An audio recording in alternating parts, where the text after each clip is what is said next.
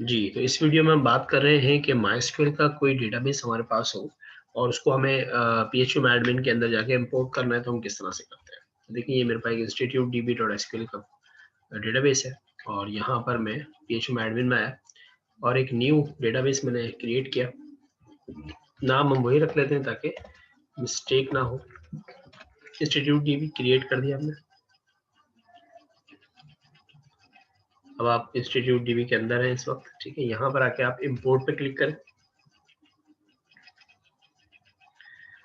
Import करते हुए आप फाइल चूज करें। यहाँ पर डिफरेंट किस्म के फॉर्मेट सपोर्ट है। यहाँ पर मैं जो फॉर्मेट यूज कर रहा हूँ वो है SQL का .sql की फाइल है, ठीक है। वो इंपोर्ट हो जाएगी XAMPP के अंदर, htdocs के अंदर, इंस्टीट्यूट के अंदर। ये मेरी डेटाबेस फाइल है, इसको मैंने सेलेक्ट किया। और अच्छा, यहाँ पर आप देख रहे होंगे मैक्सिमम 40 MB अलाउ है और ये 8 MB होता है कुछ जगहों पे बाय डिफॉल्ट। तो आप इसको इंक्रीज कर सकते हैं अगर आप चाहें तो। MySQL की जो फाइल होती है कॉन्फ़िगरेशन, वहां जाकर आप इसको इंक्रीज कर सकते हैं। गो का बटन दबाया,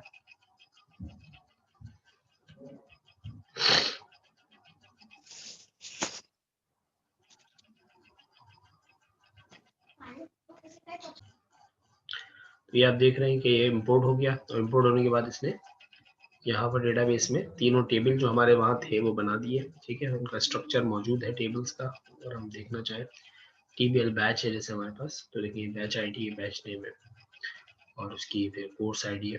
पहला हमारा टेबल कोर्स है, कोर्स कौन कौन से हमारे पास, फिर स्टूडेंट का हमारा टेबल है। तो ये देखिए सारा डेटाबेस हमारा तैयार हो गया यहाँ पर, ठीक है जी। तो ये बड़ा आसान सा तरीका है किसी भी बने हुए डेटाबेस को इम्पोर्ट करने का। एक्सपोर्ट करने के लिए आप किसी भी डेटाबेस के रूट लेवल पर आ जाए और आप एक्सपोर्ट पे क्लिक करेंगे और जब एक्सपोर्ट पे जाएंगे तो डिफॉल्ट वैल्यूज के साथ ये SQL फाइल ही बनाता है।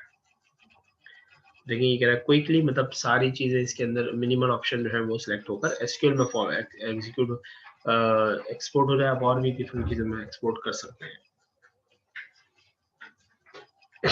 अच्छा, कस्टम पे जब आप जाएंगे तो आपके ऊपर है कि आप कौन कौन से टेबल सेलेक्ट करना चाहते हैं, उनका स्ट्रक्चर या डेटा क्या आप एक्सपोर्ट करना चाहते हैं। तो ये सारी चीजें आप यहाँ कस्टम में सिलेक्ट कर सकते हैं और आप गो करेंगे तो ये देखिए आपके पास इस डेटाबेस की एक फाइल ये बनी हुई है। ये करंट सिचुएशन की फाइल है, ठीक है। इस तरह से आप एक्सपोर्ट करते हैं, राइट। तो आप यहाँ से एक्सपोर्ट करें, फिर कहीं भी जाके इम्पोर्ट कर लें। तो ये तरीका है।